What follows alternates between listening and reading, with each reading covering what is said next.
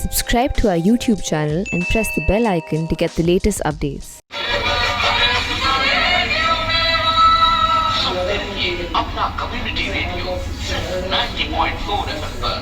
I'm standing outside Radio Mewat, the famous community radio of Nuh, Haryana, which has accrued over 2 lakh listeners per day since it was first founded in 2012. It started to improve media penetration in the district, which is amongst the most backward in the country, and it has evolved to feature programs ranging from domestic violence to child education and nutrition.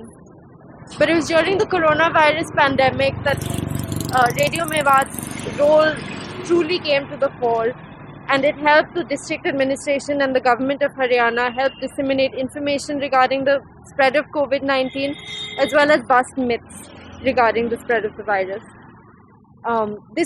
They were able to do this despite guidelines, government guidelines that prohibit community radios from discussing the news and current affairs. Even though the lockdown has come to an end, the radio station continues to give regular updates on COVID and works closely with the district administration to further any news updates about the spread of COVID that the district administration is not otherwise able to do. Of the 431 villages in Nuh, Radio Mewat has the capacity to reach 170 of them. In a poor insulated district where not everyone can afford a smartphone or television, the radio continues to hold popularity. When the pandemic struck, Radio Mewat rose to the occasion to help the district administration spread awareness about the disease, and it hasn't looked back since then. हमने वहाँ से D साहब से permission लिया कि हमारे सभी लोग यहाँ पे आएँ, लोगों को परमिशंस बनवाई गई सबकी, और फिर हमारी टीम ने यहाँ पे आना शुरू किया मास्क के साथ, और फिर सोशल डिस्टेंसिंग के साथ। हमें ऑफिस में भी काम करते थे टीम के लोग। उसी दौर में चलते रहे, हमने लोगों को हर दिन का अपडेट दिया। प्रशासन हमारे साथ जुड़ा, सीएम ऑफिस से हमारे साथ नल्हड़ मेडिकल कॉलेज और डीसी साहब, वो हर समय जब भी कोई भी इंफॉर्मेशन होती थी वो रेडियो पर फ़ोन करके या तो फ़ोन करके रिकॉर्ड करा देते थे या फिर लाइव सीधे जुड़ते थे।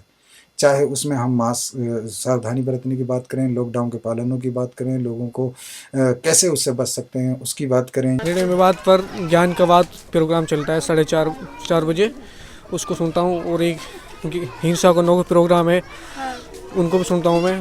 और खेत कल्याण वाला प्रोग्राम है, उसको भी सुनता हूँ मैं।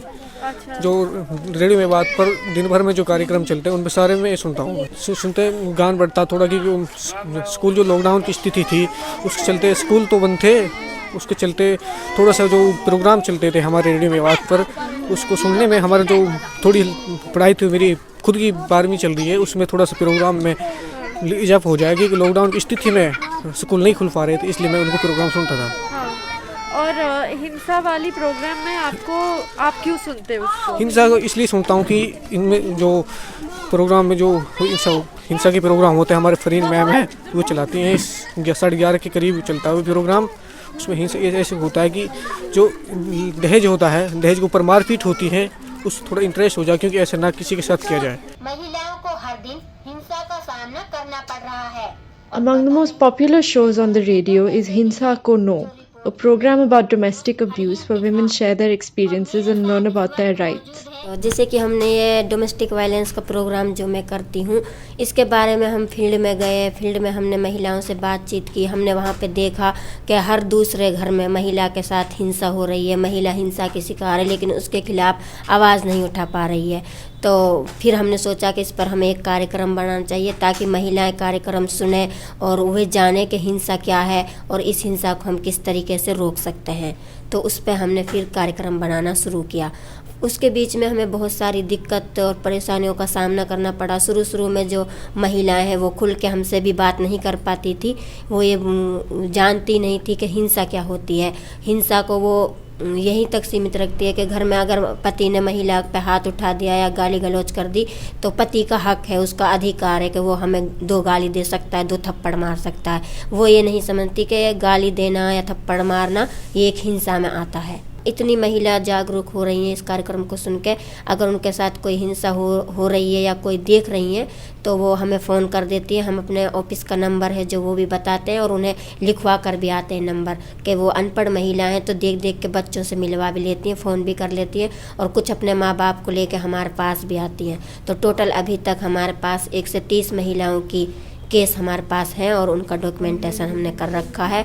और बाकी की जो महिला हैं उनका हमने केस भी कराया है और बहुत सी महिलाओं का हमने एक साइड कराया, जैसे समझौता एक कराते हैं तो समझौता कराया, पंचायत के जरिए भी कराया। जैसे उस गांव लड़की की तरफ से पंचायत बुलाई है, लड़के की तरफ से पंचायत बुलाई है, उन सब का समझौता भी कराया। During the lockdown, reporters at Radio Mewat noticed an uptick in complaints of domestic abuse and decided to help the women in distress by having them make masks to earn a living. Lockdown के time पे ज़्यादा हिंसा होती थी क्योंकि यहाँ के local हैं लोग, तो पढ़े लिखे कम हैं। तो 12 साल की उम्र में, 15 साल की उम्र में वो लोग गाड़ी चलाने लगते हैं, तो बाहर जाते हैं गाड़ी चलाने, जैसे सूरत जाए, गुजरात जाते हैं, बॉम्बे जाते हैं, इस तरीक़ा से दिल्ली वगैरह।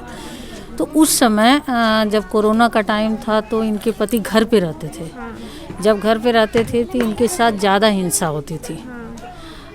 जैसे घर में लड़ाई झगड़ा करना, मारपीट करना, पैसा नहीं होता है तो बहुत सारी प्रॉब्लम घर में जो इनके पुरुष थे वो करते थे। जब हम यहाँ पे आते थे तो ये लोग बताते थे कि मतलब मैडम अब हमारे साथ बहुत हिंसा हो रही है, हम घर का खर्चा कैसे चलाएं।